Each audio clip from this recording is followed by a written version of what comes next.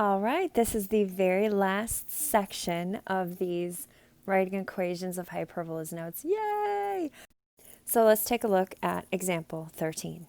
We are going to begin example 13 the same way that we have begun all of the other examples in this section, with the midpoint formula.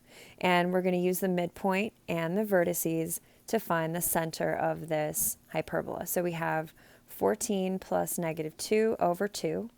0 plus 0 over 2, and 14 minus 2 is 12. 12 over 2 is 6. And then, of course, 0 over anything is 0. So that's the center. We can also use the vertices to figure out what A is. So as you can see here, we have 14 and negative 2 as the two vertex points. 6 is the center, so we just need to figure out the distance between a vertex and the center, or you could figure out the distance between the two vertices and divide it by 2.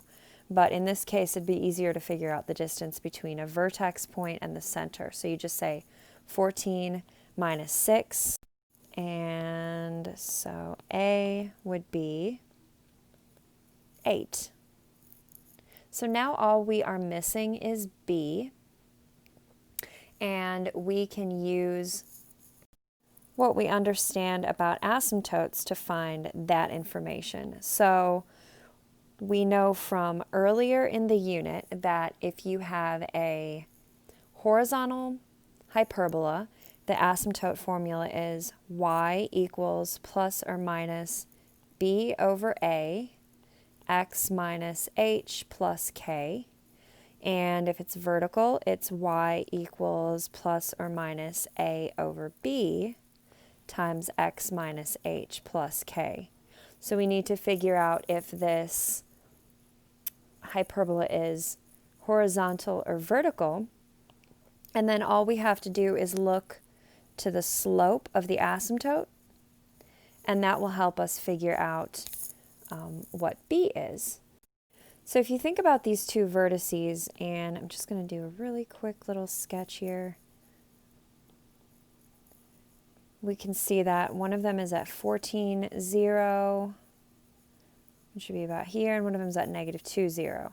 And that would make our center at 6, 0, which would be about here.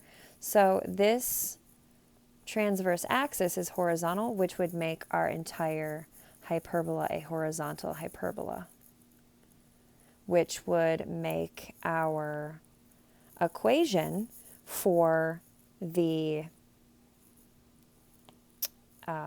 asymptotes this equation right here, the b over a. So I know that I'm going to be looking at b over a. So that means a is going to have to be 8. Well, I know that in my asymptote up here, it says that A is in fact 4, so it must be reduced down to 4. Because when you solve an equation, sometimes you substitute in some things, and then it all kind of comes out in the wash that it's reduced.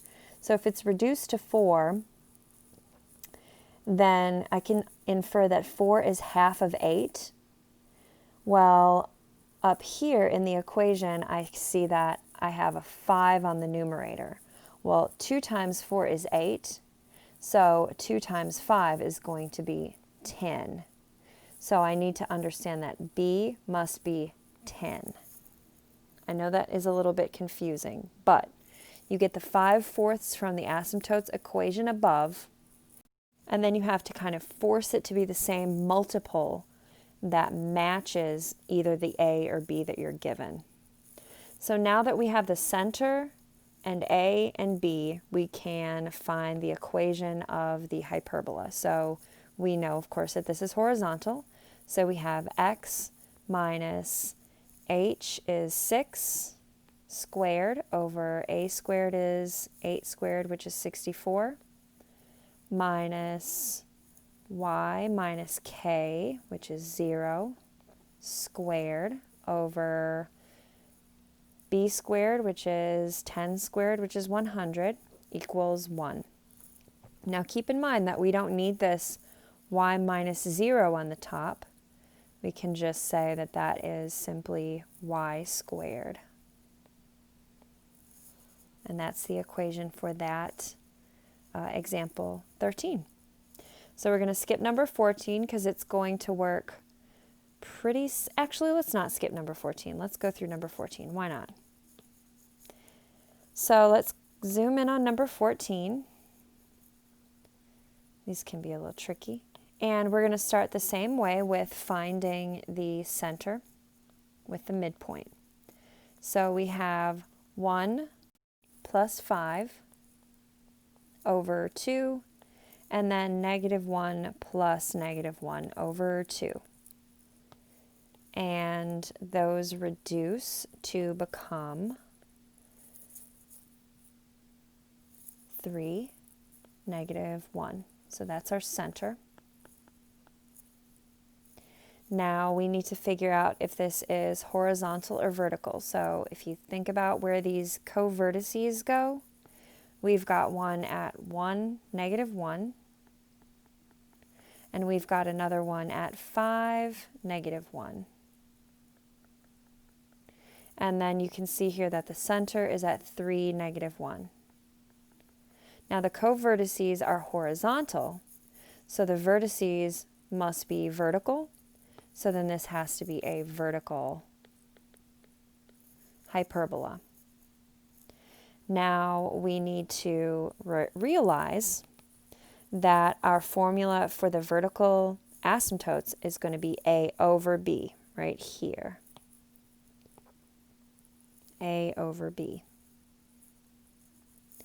So if we go back here and look at, we know we have A over B from our asymptote formula here. We can see that A must be 1 and B must be 2. And this really works flawlessly because I can see that B is going to work easier than it worked for number 13 because I don't have to look for different multiples. I can see here in my graph that I do have a distance of 2. So I don't really have to look for those different multiples. So I've got A defined for me. I've got B defined for me. I've got H. I have K.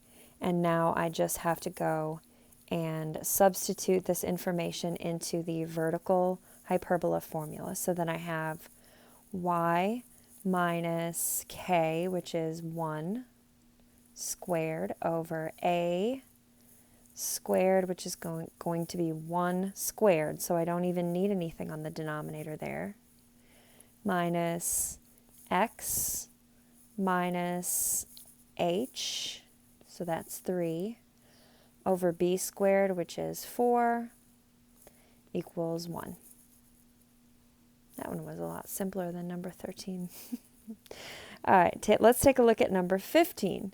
So in number 15, we have the two vertices that we can use to find the center. 5 plus -3 over 2, -2 plus -2 over 2, which reduces to be 1, -2 as the center. We also are given the eccentricity, which is 5 over 4. And we know that the eccentricity formula is C over A. The numbers that we're given here are 5 over 4. So we know that A is 4, and we also know that C is 5. But the thing that we're missing is B. And we can use that formula, C squared equals A squared plus B squared, to find B. So we have 5 squared equals 4 squared plus b squared, and we just simplify, subtract 16 from both sides, so we have 9 equals b squared. And at this point, we just need to put the information that we know into our formula. We do need to figure out if this is horizontal or vertical. And as you can see here, the x's are what changes in our vertices. And since the x's are what changes and not the y's, we know that this is a horizontal hyperbola. So we're going to use that formula. So we have x minus h, which is 1 squared, over a squared, which would be 16, minus y minus, which would be plus 2, because minus a negative 2 would be a positive 2, squared, over b we found was 3, or 3 squared would be 9, equals 1.